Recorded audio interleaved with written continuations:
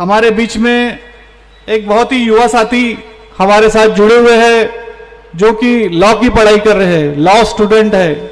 जिस कानून के माध्यम से हमें न्याय मिलता है उसकी पढ़ाई करने वाले जिशान पटेल जी हमारे बीच में आकर इस हॉस्पिटल के बारे में अपने जो भी वह सोचते हैं वो बयां करेंगे।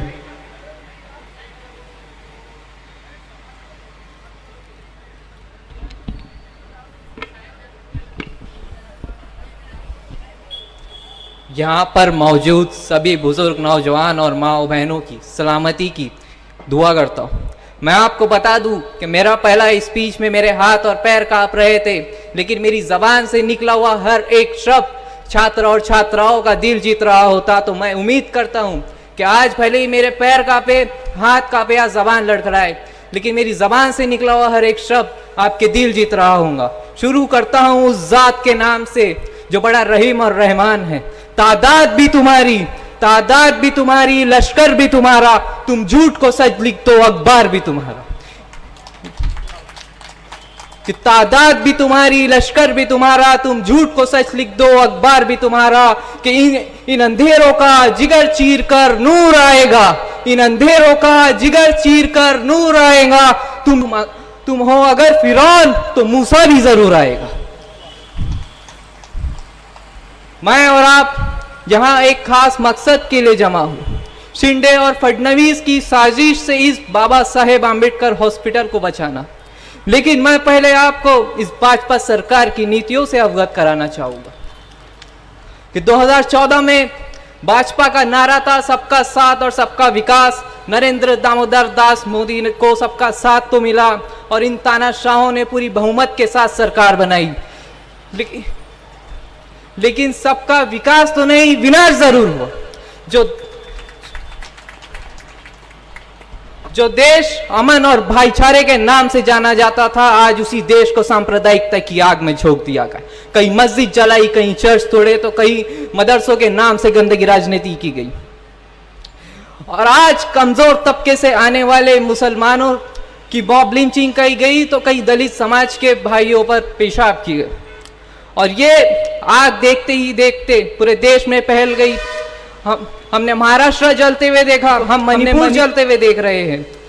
चाहे वो उत्तर प्रदेश हो, मध्य प्रदेश हो, गुजरात हो, तेलंगाना हो या त्रिपुरा हो, यहाँ से आने वाली एक एक खबर सिर्फ हिंसा पर आधारित थी, भाईचारे पर आधारित नहीं थी।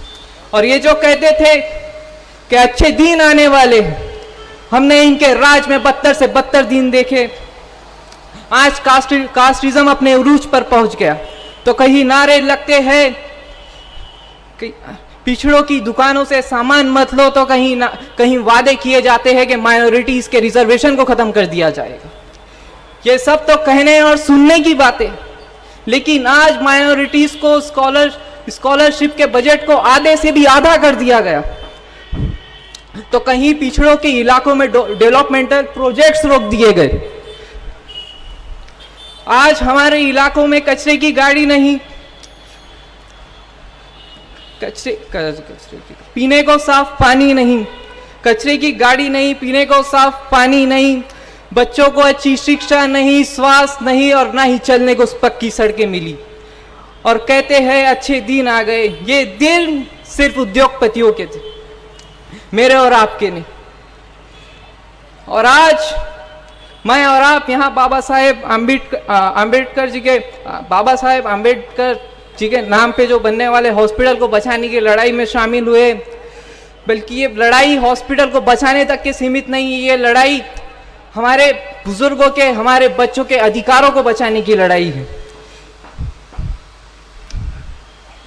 ये लड़ाई इस देश के संविधान को बचाने की है, इस देश के लोकतंत्र को बचाने की है, इस देश को इन सत्ता के दलालों से बचाने की।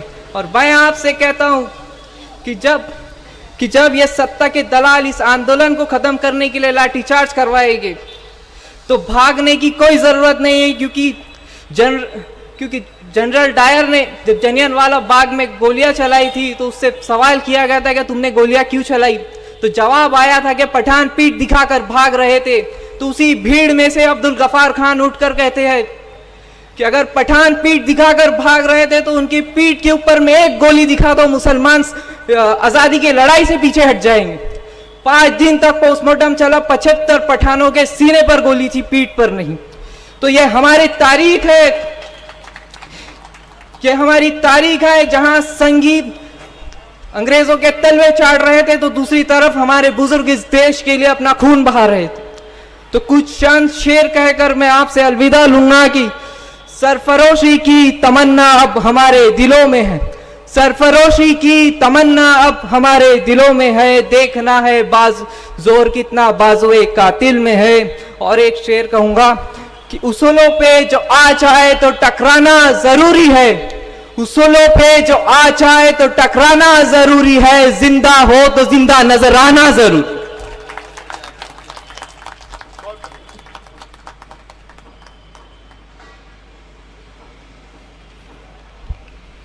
बहुत बहुत शुक्रिया जिशान पटेल जी। आप कानून की पढ़ाई कर रहे हैं तो ये हम अभी से समझ लेते हैं, जो आपका जो जज्बा है वह इस जो भी आपके पास कानून की मदद लेने आएगा आप उसकी मदद करेंगे भविष्य में। और आप जैसी युवा अगर हमसे जुड़ेंगे तो यह आंदोलन को और मजबूती मिलेगी और ताकत मिलेगी। या बेमुदत धरणे जन आंदोलनाला जे सहकार्य आपल्याकडून लाभत आहे